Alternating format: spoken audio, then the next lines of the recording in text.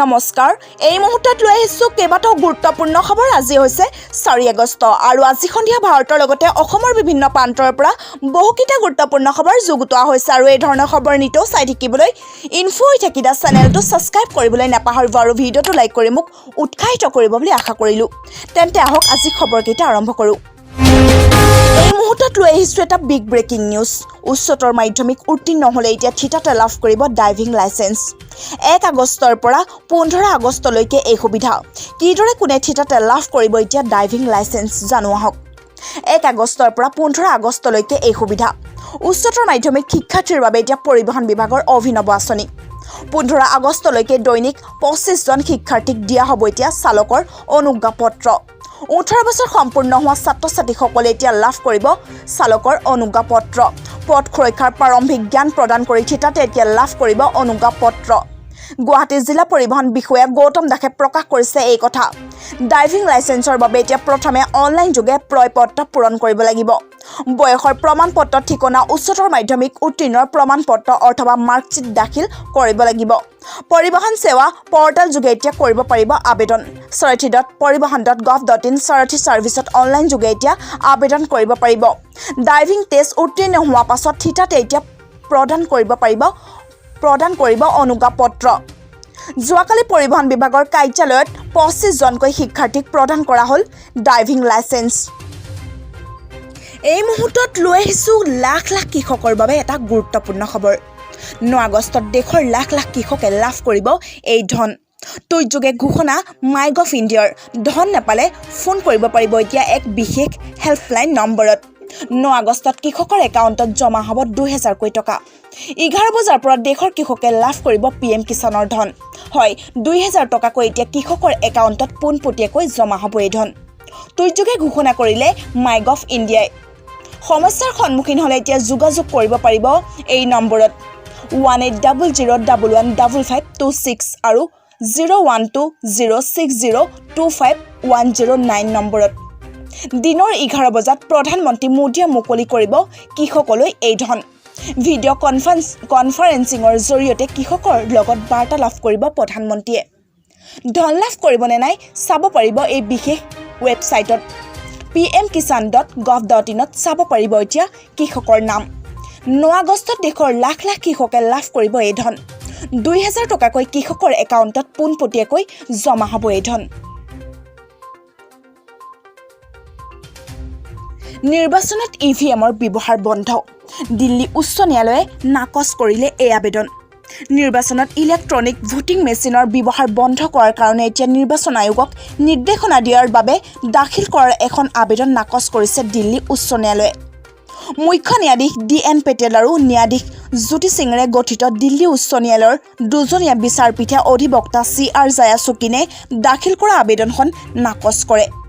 DN Patel আৰু ন্যায়াধীশ জ্যোতি সিঙৰে গঠিত বিচাৰপীঠে আবেদনখন নাকচ কৰি কয় যে আবেদনখন ইভিএমৰ কাৰ্যকাৰিতা সম্পৰ্কত কোনো ধৰণৰ গৱেষণা নকৰাকৈ দাখিল কৰা হৈছে অৱশ্যে দিল্লী উচ্চ ন্যায়ালয়ে আবেদনকাৰীগৰাকীয়ে পুনৰ সঠিকভাৱে গৱেষণা কৰি ন্যায়ালয়ৰ ওচৰ চাপিব পাৰিব বুলি মত প্ৰকাশ কৰে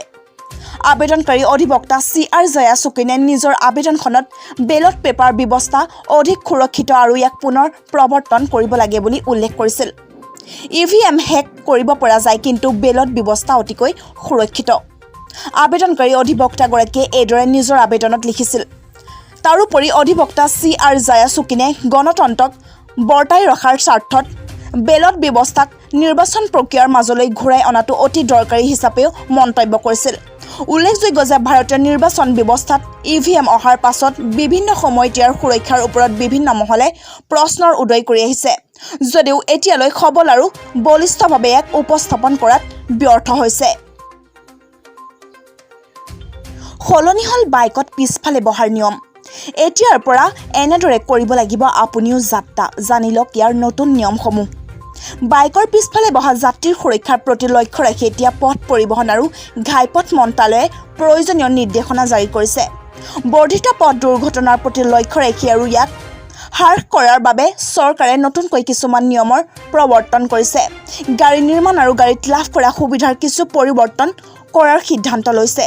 পথ পৰিবহণ আৰু ঘাইপথ মন্ত্ৰালয়ে যাত্ৰীৰ সুৰক্ষাৰ দিশটোৰ প্ৰতি লক্ষ্য ৰাখি কেতবোৰ নিয়মত পৰিৱৰ্তন আনিছে লগতে কিছুমান নতুন নিয়মো অন্তৰ্ভুক্ত কৰিছে মন্ত্ৰালয়ৰ নতুন নিৰ্দেশনা অনুসৰি চালকৰ আসনৰ পিছফালে হেণ্ডহোল থাকিব লাগিব এতিয়া মন্ত্ৰালয়ৰ গাইডলাইন অনুসৰি বাইকৰ পিছৰ সিটৰ দুইফালে হেণ্ডহোল থকাটো এতিয়া প্ৰয়োজন হেণ্ডহোল পিছফালে বহি যোৱা যাত্ৰীৰ সুৰক্ষাৰ বাবে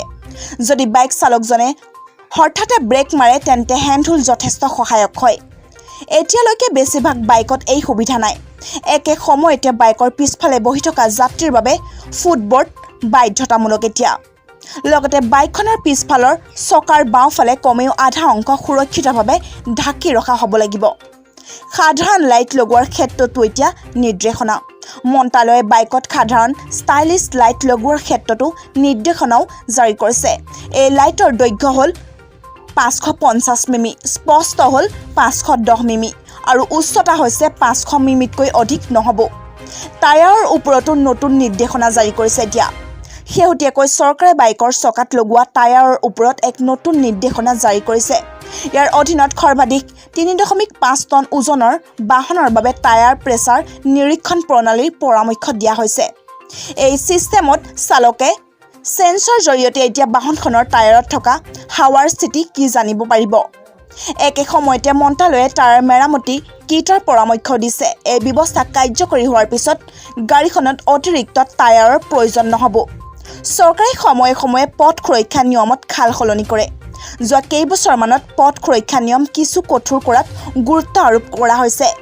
ছাত্ৰ-ছাত্ৰীসকলৰ বাবে এটা বিশেষ ডাঙৰ খবৰ লৈ আহিছোঁ উচ্চতৰ মাধ্যমিক উত্তীৰ্ণসকলৰ বাবে এতিয়া ডাঙৰ খবৰ 9 আগষ্টৰ পৰা অনলাইন পঞ্জীয়ন আৰম্ভ হ'ব পৰীক্ষাত অৱতীৰ্ণ হোৱাসকলে পাব নতুন মূল্যায়ন আধাৰিত মাৰ্কশ্বিট জমা দিব লাগিব এতিয়া বৰ্তমানৰ মাৰ্কশ্বিটখন উচ্চতৰ মাধ্যমিক শিক্ষা সংসদৰ গুৰুত্বপূৰ্ণ এক সিদ্ধান্ত শেহতীয়াকৈ ঘোষিত ফলাফলত অসন্তুষ্ট শিক্ষাৰ্থীসকলৰ বাবে অনুষ্ঠিত হ'ব এতিয়া বিশেষ পৰীক্ষা 9 আগষ্টৰ পৰা অনলাইন পঞ্জীয়ন আৰম্ভ হ'ব পৰীক্ষাত অৱতীৰ্ণ হোৱাসকলে পাব এতিয়া নতুন মূল্যায়ন আধাৰিত মাৰ্কশ্বিট জমা দিব লাগিব বৰ্তমানৰ মাৰ্কশ্বিটখন ষ্টেট বেংক অফ ইণ্ডিয়া সহ অন্যান্য চৰকাৰী আৰু বেচৰকাৰী বেংকৰ লক্ষাধিক একাউণ্ট বন্ধ এতিয়া আপুনি আছে নেকি এই তালিকাত জানো আহক কেৱল SBIৰে 60,000 একাউণ্ট বন্ধ কৰা হৈছে এতিয়া যিসকলৰ ষ্টেট বেংকত একাউণ্ট আছে তেওঁলোকৰ বাবে এই খবৰ অতি প্ৰয়োজনীয় যদি কোনো ব্যক্তিৰ ষ্টেট বেংক অফ ইণ্ডিয়া সহ দেশৰ আন বেচৰকাৰী আৰু চৰকাৰী বেংকত একাউণ্ট থকাসকলৰ বাবে এইটো এটা অতি গুৰুত্বপূৰ্ণ খবৰ বেংকৰ ফালৰ পৰা জনোৱা হৈছে যে লাখ লাখ সক্ৰিয় একাউণ্ট বন্ধ কৰি দিছে বেংকে ইয়াৰ ফলত বহু মানুহ সমস্যাৰ সন্মুখীন হ'বলগীয়া হৈছে জানিব পৰা মতে SBIয়ে 60,000 একাউণ্ট বন্ধ কৰিছে ৰিজাৰ্ভ বেংক অফ ইণ্ডিয়াৰ নিৰ্দেশতে বন্ধ কৰা হৈছে এই একাউণ্টসমূহ ইংৰাজী দৈনিক দ্য ইকনমিক টাইমছ অফ ইণ্ডিয়াৰ খবৰৰ ভিত্তিত জানিব পৰা মতে কাৰেণ্ট একাউণ্ট বন্ধ হোৱাত ক্ষুদ্ৰ ব্যৱসায়ীসকল সমস্যাত পৰিছে আন বেংকৰ পৰা ঋণ লোৱা থাকিলে এই বেংকত নতুনকৈ একাউণ্ট খোলা নহ'ব RBI ফালৰ পৰা জানিব পৰা মতে জালিয়াতি বন্ধ কৰিবলৈ এই ব্যৱস্থা লোৱা হৈছে একাধিক বেংকত এতিয়া কাৰেণ্ট একাউণ্ট খুলি জালিয়াতি কৰাৰ প্ৰৱণতা বহুতৰ মাজত দেখা গৈছে সেয়ে এই পদক্ষেপ গ্ৰহণ কৰা বুলি ধাৰণা কৰা হৈছে সংশ্লিষ্ট বেংকৰ ফালৰ পৰা গ্ৰাহকসকললৈ ইমেইল কৰি ৰিজাৰ্ভ বেংকৰ এই সিদ্ধান্ত জনোৱা হৈছে শাখা কাৰ্যালয়ত ক্ৰেডিট বা অভাৰড্ৰাফ্ট সুবিধা পোৱা যাব